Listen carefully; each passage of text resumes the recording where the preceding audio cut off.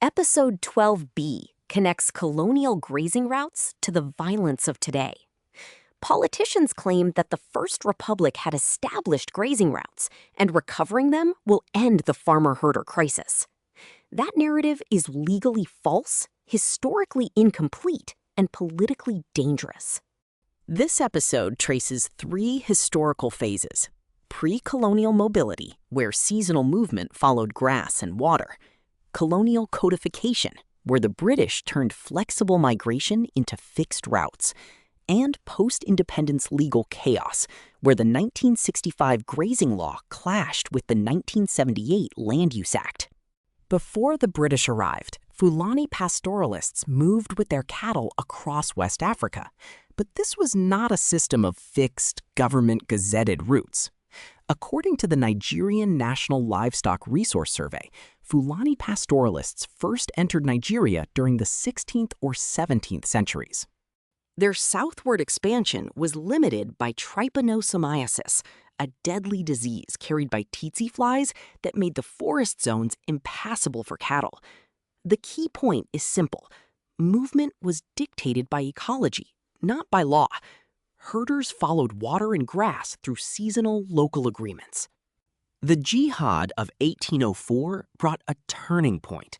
After the Fulani conquest of the Hausa kingdoms, urban Fulbe gradually lost their language, speaking Hausa, Nupe, or Yoruba. But historian Roger Blench notes that 20th century expansion was driven primarily by pastoralists seeking new grazing, not military conquest. When the British took control of northern Nigeria after 1903, they faced a problem. They promised the Fulani emirs authority under indirect rule, but they also wanted predictable, taxable land use. Their solution was to codify what was once flexible. The Land and Native Rights Ordinance of 1910 declared that all land in northern Nigeria, whether occupied or unoccupied, was native land, placed under the control of the colonial government. Under the later Land Tenure Law, non-natives, including pastoralists from other regions, required government consent to use land. The Grazing Reserve Law of 1965 was the culmination of this colonial logic. It created 141 gazetted reserves across Nigeria. 138 were in the north. Only 2 were in the south, in Ogun and Oyo states. The law criminalized open grazing outside designated corridors. In 1978, the military government of General Olusegun Obasanjo enacted the Land Use Act. This act, now enshrined in the Constitution, vested all land in the state governors. It nationalized land and rendered the 1965 Grazing Law legally void in any state that chose not to domesticate it. Here is the critical legal reality that successive presidents have ignored. There is no federal grazing law in Nigeria. Senior advocate Wole Olanipakin stated that the National Assembly has made no law regulating grazing routes. The Land Use Act vests all powers on land in governors, not the federal government. In 2021, President Buhari announced he had asked the Attorney General to dig up First Republic gazettes to revive cattle routes and grazing areas. The ICIR investigation confirmed that no part of the 1963 Republican Constitution actually deals with grazing routes. Southern governors immediately rejected the move. The 17 Southern governors banned open grazing in their states. APC leaders from the Southwest, including Bola Tinubu and Bisi Akande, endorsed the ban. The old routes are a convenient political fiction because the Land Use Act supersedes those old gazettes. The Benue State Anti-Open Grazing Law of 2017 banned open grazing and required ranching, but a study in The Conversation found the law largely failed.